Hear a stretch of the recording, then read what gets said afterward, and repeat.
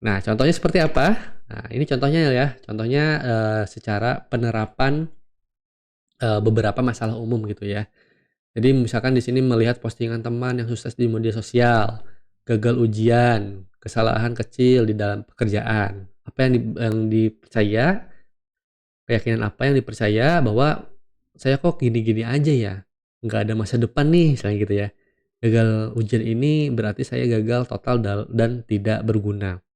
Kesalahan kecil ini akan menghancurkan karir saya," gitu ya. Itu adalah belief yang diawali gitu ya, diawali, pada saat, mmm, apa ya, menghadapi kejadian yang memicu reaksi emosional.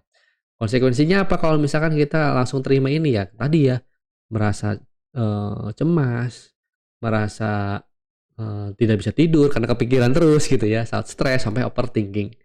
Nah, oleh karena itu, yuk kita debat nih dari pikiran-pikiran ini, kita debat. Emang setiap orang itu harus sukses seperti dia ya? Ada nggak buktinya gitu ya?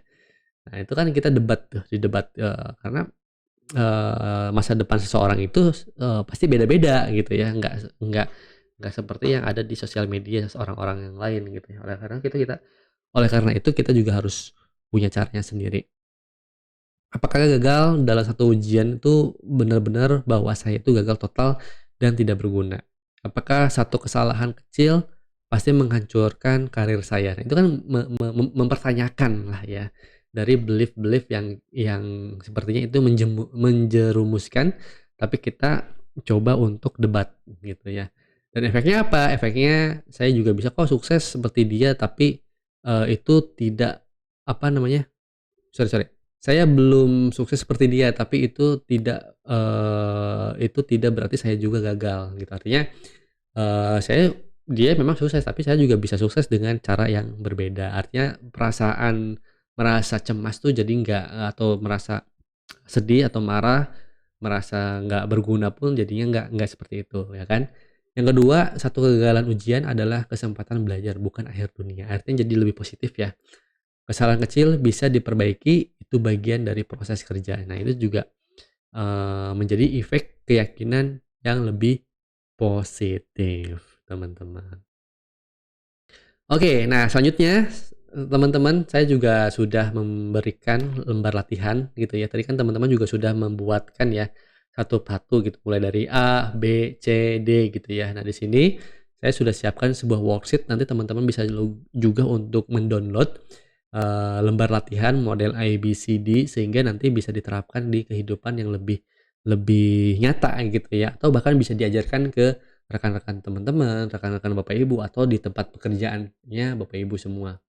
Jadi tadi ya mulai dari apa ya, menganalisa gitu ya, kejadian apa sih yang memicu emosi negatif, lalu identifikasi pikiran apa sih yang muncul sesaat ketika kejadian negatif itu terjadi.